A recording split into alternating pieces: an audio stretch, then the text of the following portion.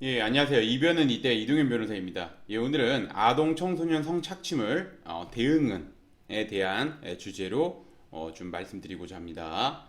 예, 제가 이제 오늘의 주제를 선택하게 된 이유는 이 아청물 관련해 가지고 저한테 문의를 하시는 분들이 뭐 계속해서 꾸준하게 많이 있습니다. 그래서 그거에 대해서 어떻게 대응해야 되는지에 대해서 좀 설명을 드리고자 오늘의 주제를 선택해 보았습니다.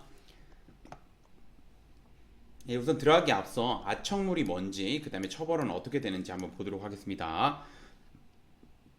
예, 아동 청소년 성착취물은 아동 청소년 또는 아동 청소년으로 명백하게 인식될 수 있는 사람이나 표현물 등이 등장하여 성교행위, 그 다음에 유사성교행위, 신체 전부 또는 일부를 접촉, 노출하는 행위로서 일반인의 성적 수치심이나 혐오감을 일으키는 행위, 자유행위 중 어느 하나에 해당하는 행위를 하거나 그 밖에 성적 행위를 하는 내용을 표현하는 것으로서 필름, 비디오물, 게임물 또는 컴퓨터나 그 밖의 통신 매체를 통한 화상, 영상 등의 형태로 된 것을 의미합니다. 이 개념 정확하게 아셔야 되고, 그 다음에 이제 법원은 실제 아동 청소년이 아닌 가상의 인물이 등장한다고 하더라도 아동 청소년을 성적 대상으로 하는 표현물의 지속적 유포 및 접촉은 아동 청소년의 성에 대한 왜곡된 인식과 비정상적인 태도를 형성하게 할 수 있고, 아동 청소년을 잠재적인 성범죄로부터 보호하고 이에 대해 사회적 경고를 하기 위해서 아동 청소년은 성착취물에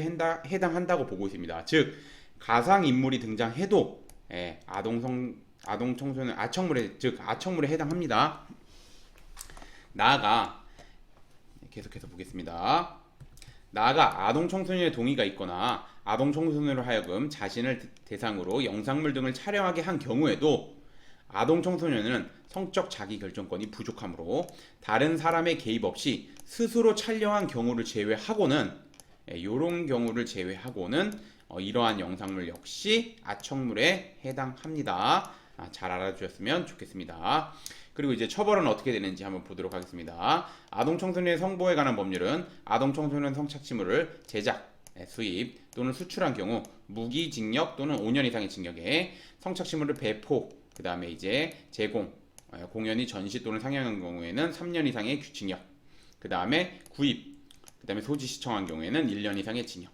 지금 보시면 아시겠지만 다 징역형만 규정되어 있습니다. 벌금형 규정 없습니다. 엄중하게 처벌된다는 거 정확하게 아셔야 됩니다.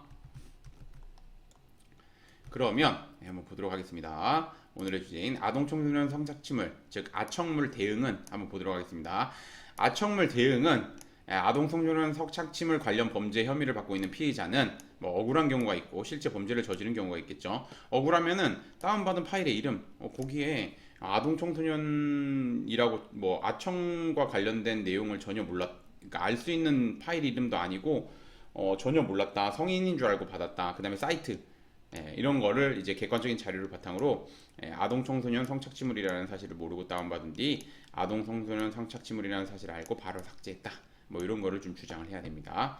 실제 범죄를 저지른 경우에는 특정된 피해자, 만약에 피해자가 특정이 되면 합의를 해야 되고, 그러는 한편 뭐 반성문, 탄원서, 정신과 진료 내역서 등 다양한 양형 자료를 바탕으로 해가지고 뭐 재범을 저지르지 않겠다, 뭐 이런 거 반성하고 있다, 그다음에 초범이다, 뭐 이런 것들 좀 어필할 수 있는 부분 법리적으로 좀 어필을 해서 최대한 선처를 구하는 방향으로 사건을 진행해야 합니다. 그래서 이거 뭐 제가 말씀드리면은 이거는 소지했던 사건이고 이거는 뭐 자수를 했던 사건입니다. 그래서 선고유예 받았던 사건입니다. 근데 이게 뭐 기소유예 받을 수 있는 사안이라고 볼 수도 있습니다. 사람들의 입장에서는 뭐 자수했는데 왜 기소유예 안 나오지 이렇게 할 수도 있는데, 이 아동성 요거는 성착취물이 좀 많이 있었습니다.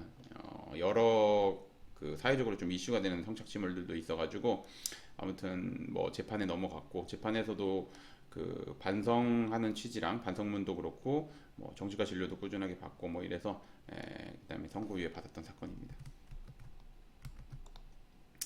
그래서 오늘의 주제를 좀 정리하자면 아청물이 문제된 경우 피해자는 섣불리 대응하다가 엄중하게 처벌될 수 있습니다. 지금 보시면 아시겠지만 다 징역형으로 규정되어 있습니다. 그래서 자칫 잘못하면 징역형이 선고될 수 있습니다. 그래서 주의해야 됩니다. 그래서 제가 좀 말씀드리고자 하는 건 뭐냐면 아청물이 문제된 경우에는 아무리 본인이 판단했을 때 아무리 가벼운 사안이라고 하더라도 변호사님 도움을 받아서 진행할 필요가 있습니다. 그리고 변호사님 도움 받을 때 두 가지 꼭 확인하라고 말씀드리는데, 우선은 아동 성소년 성착취물 관련해 가지고 많은 사건을 다뤄본 변호사님이신지, 두 번째로는 그 사건에서 이제 좋은 결과를 도출해낸 변호사님이신지, 요 요건 꼭 충족하시는 변호사님의 도움을 받아서 사건을 진행할 필요가 있다고 말씀드립니다.